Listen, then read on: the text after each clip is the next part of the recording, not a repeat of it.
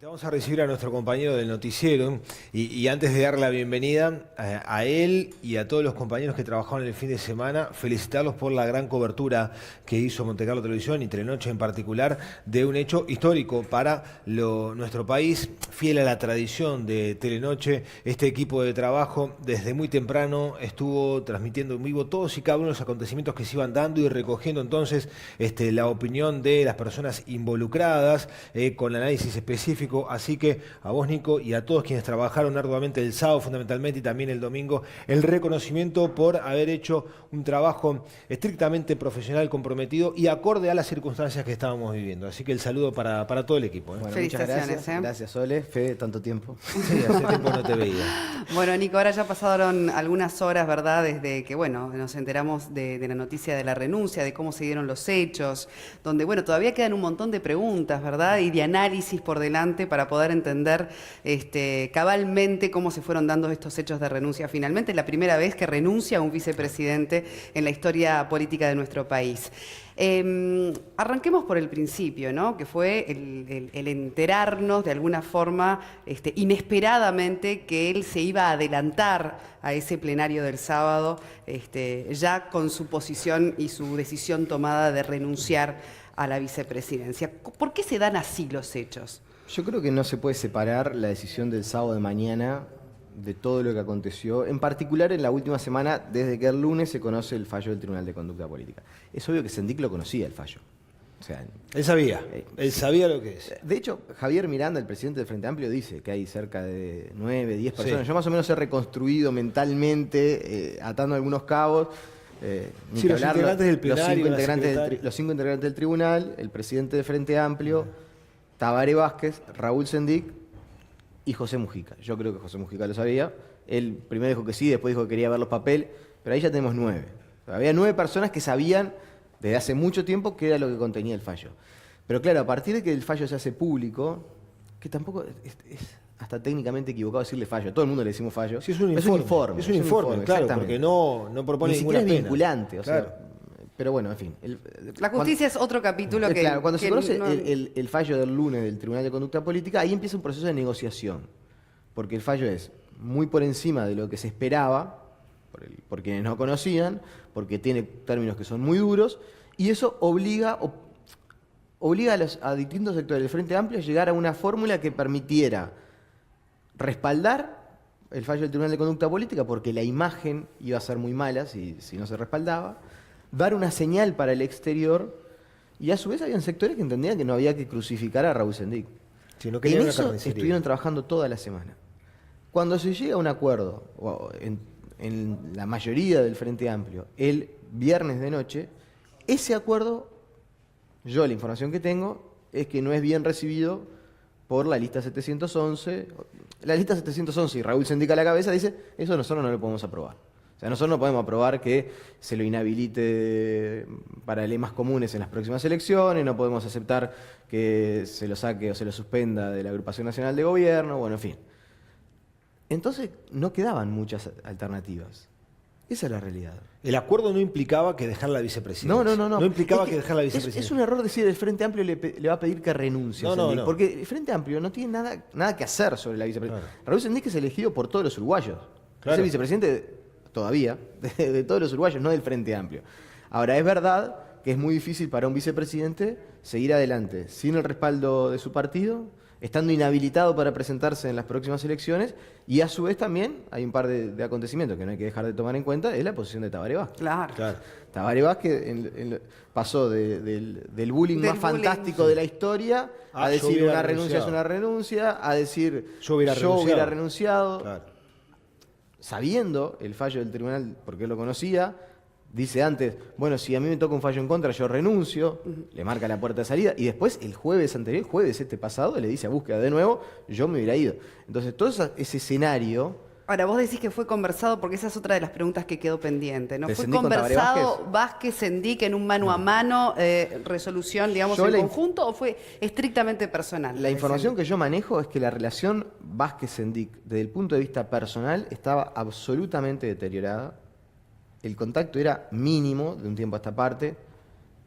Yo intuyo, cuando me dicen de un tiempo a esta parte, no me establecen la fecha No hace en la cual se falta. deterioró. Ahora, si Tabaré Vázquez, cuando yo estoy en mi hora más baja, sale y dice, si yo estuviera en tu lugar me voy, ahí habla de que la relación ya prácticamente queda inexistente.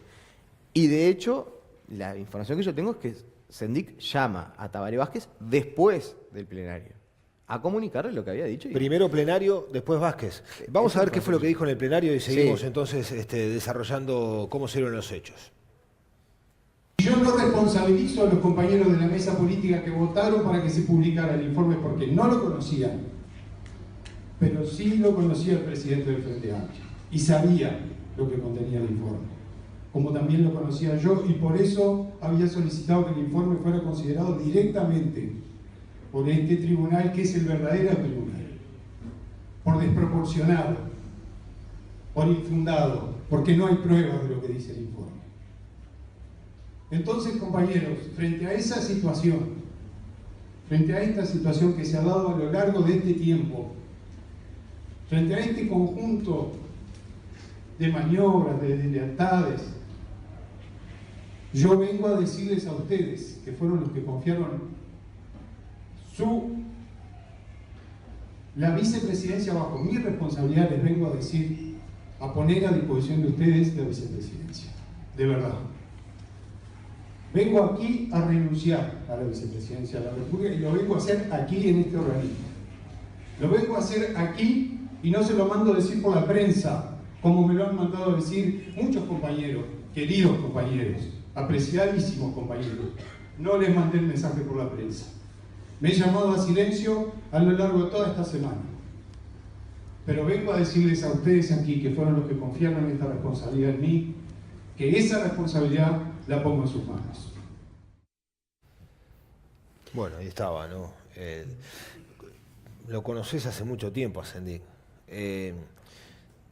No se lo notaba quebrado por momentos, sino convencido Sí, del paso que estaba dando. yo creo, incluso lo marcamos el sábado en la transmisión, el semblante de Sendik cuando entra al plenario es bien distinto del que tuvo las semanas anteriores. Uno antes venía, realmente una persona, yo me imagino una persona, más allá de los errores que haya cometido, de la responsabilidad que tenga, eso lo dictaminará la justicia, la interna del Frente Amplio. Ahora, uno veía a la persona muy afectada. De un tiempo a esta parte, toda y cada una de las apariciones públicas de Sendik era de una persona que estaba viviendo un calvario. Sí.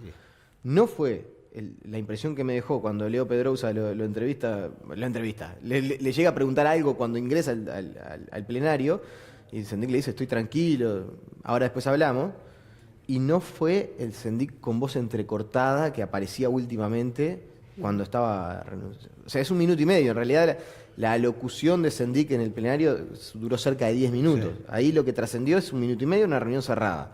Ahora, ciertamente este documento que es revelador, porque muestra el momento en el cual le dice a su partido, me voy, no sé, yo lo noté con un semblante que era distinto. Y lo otro muy interesante de hacer también un análisis es todo el rol protagónico, lógicamente, que tuvo este capítulo con los medios de comunicación, con la investigación de la prensa, de algunos medios específicamente, cómo él devuelve de alguna manera también a sus compañeros esa deslealtad que él dice haber padecido y que en definitiva se dio a través de los medios de comunicación y no quizás en un cara a cara.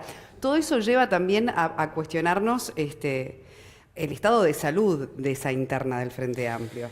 Y Mujica, creo que lo tenemos, bueno, ya lo habíamos visto en el tape hace un ratito nada más, cuando su principal miedo es, bueno, y ahora, de ahora en adelante, ¿qué va a pasar con esas mayorías parlamentarias? Y yo creo que Mujica es la persona... Porque él se sigue defendiendo, es decir, Sí, no a ver, Sendik sigue se asume ninguna responsabilidad. A ver, Sendik ha dicho en algún momento, yo puedo haber cometido errores. De hecho, hace poco más de una semana, 10 días, dijo, quédense tranquilos, yo metí la pata, pero no metí la mano en la lata. Eso es lo que él sigue sosteniendo y de hecho va a ir ante la justicia. Va a ir ante la justicia sin fueros y sin ser el vicepresidente de la República. ¿Redoble la apuesta en ese sentido? Yo creo que sí. O sea, Que hace- para consolidar su Yo creo que inocencia, Sendik redoble va la al todo o apuesta. nada. Sendik dice, yo voy, si me procesan se acabará definitivamente su carrera política y la lectura que yo hago es... Porque aparte hay otros asuntos. Él va ante el plenario y le dice, tomen, aquí está mi estado patrimonial de bienes, se lo dan un sobre cerrado para que ustedes lo analicen, y va y les dice, voy a llevar el fallo del Tribunal de Conducta que habla de posible malversación de fondos y de enriquecimiento, dos términos que nosotros veníamos diciendo la semana anterior en Telenoche, en cada una de esas apariciones, dos términos que cayeron muy mal en el entorno del vicepresidente, que el fallo del Tribunal de Conducta Política hable de posible malversación, ya, más allá del manejo inaceptable de los fondos públicos. Habla de malversación y habla de enriquecimiento. Entonces, Sendik dice, yo voy a llevar esto a la justicia y que la justicia determine si yo malversé fondos y si yo me enriquecí.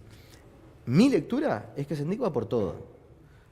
Habrá pensado que este escenario era insostenible, que seguir en la vicepresidencia era seguir en una situación, a ver, si yo no tengo relación con el presidente, si la inmensa mayoría de los sectores del Frente Amplio no me respaldan, ¿qué sentido tiene seguir?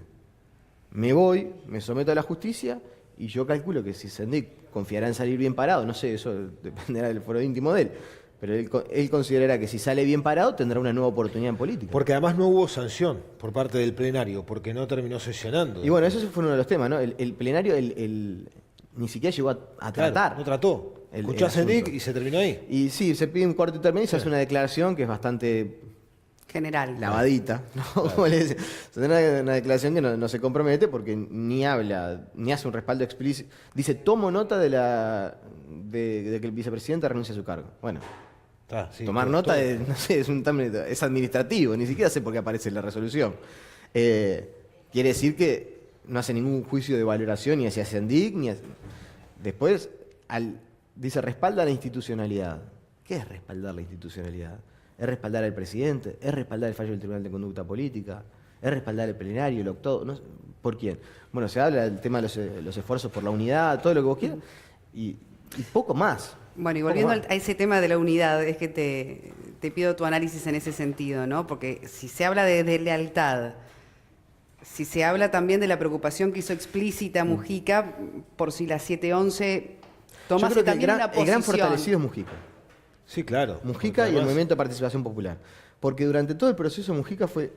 La información que yo tengo es que el jueves de noche, se reunieron en la chacra Sendik, Mujica y el senador de León, que es uno de los más allegados a Sendik. O sea, Mujica lo acompañó hasta el final del proceso, a Raúl Sendik. Hay quienes dicen que Mujica eventualmente conversó con Sendik la mañana. Entonces, cuando Mujica sale, aquí en un flash que hicimos bien temprano, cerca de las 10 de la mañana, y dice, atención porque plantea por primera vez el asunto de las mayorías, está pasando un mensaje a la interna del plenario, le está diciendo a los compañeros, ojo con lo que van a hacer, pero no lo hace desde el desconocimiento. Está claro que la lista 711, que en realidad, por ejemplo, en el Senado tenía 3 integrantes, Sendik y 2 senadores. Un senador, que es Marcos Otegui, ya se había ido. Sí. Y pierde, o sea, ahora queda solamente como representante de la lista 711 Leonardo de León, pero sí tiene 4 diputados. Ciertamente, ahora tiene menos peso en sus espaldas. Les recuerdo esto simplemente. ¿Se acuerdan cuando fue el episodio de Venezuela? Que la lista 711 criticó la decisión que había adoptado el Mercosur y que había respaldado Uruguay de sacar a Venezuela, y tuvieron que salir a aclarar por qué la posición de la 711 era distinta y que el vicepresidente quedó... No, o sea, el vicepresidente integraba el Consejo de Ministros, el Consejo de Ministros, el canciller había resuelto algo, y la lista 711 decía algo totalmente contrario. Ese peso ahora no lo tienen más. Nico, el peso de la lealtad al Consejo de Ministros, al gobierno y al gabinete. Una reflexión en 30 segundos porque ya tenemos que pasar a otros temas acá en Buen Día Uruguay, pero desde el punto de vista político, pensando en el futuro, esta decisión de Sendik, pero además la postura asumida por el Tribunal de Conducta Política del Frente Amplio, ¿lo fortalece al partido de gobierno? Leía, por ejemplo, unos tweets de gente que están alejadas al Uruguay, periodistas argentinos, que por ejemplo decían, Uruguay un ejemplo, el vicepresidente renuncia porque se le acusa de que se quedó con $2.000. Es una lectura que hacen desde el otro lado del charco, un poco con titulares, pero ¿es una estrategia pensando en el futuro por parte del Frente Amplio? Yo creo, pensando en el futuro, lo fundamental acá va a ser la resolución de la justicia. Ahí me parece que hay un punto. Ahora, es verdad que sin estar Sendik en el cargo, se diluyen un poco las responsabilidades. Es decir, si la justicia sale mal, Si hay un fallo en contra de Sendik, si hay un pedido de procesamiento, si no sé, se demuestra, pongámoslo peor, que hay un acto de corrupción y que el tipo es multimillonario y se enriqueció estando en ANCAP. Bueno, eso obviamente genera un problema para el gobierno, pero la responsabilidad se la lleva toda Sendik.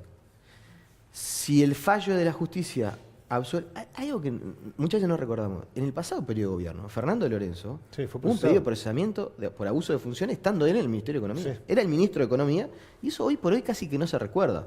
¿Por qué? Porque, bueno, porque la justicia sigue su trámite, porque Fernando Lorenzo renunció. Yo no digo que lo de Sendik se vaya a olvidar.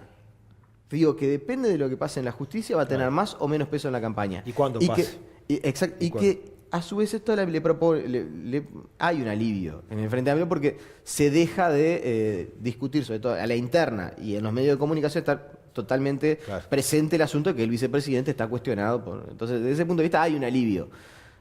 Habrá que ver lo que vos decías y lo que mencionabas, el tema de la interna, cómo se maneja. Hay una rendición de cuentas que todavía no está aprobada en el Senado y habrá que ver qué actitud toman aquellos que están metidos en el asunto y que quizás se siente que ya no tienen ese peso, esa mochila de responder al presidente. Bueno, a seguir trabajando, porque A las eso repercusiones siguen. A eso no queda vamos. otra. No, ahora se Este, espera. Se espera la conferencia de Vázquez después del Consejo de Miranda. Ministros. En fin, va a haber mucho. Muy bien. Muchísimas gracias, Nicolás Núñez, por habernos acompañado.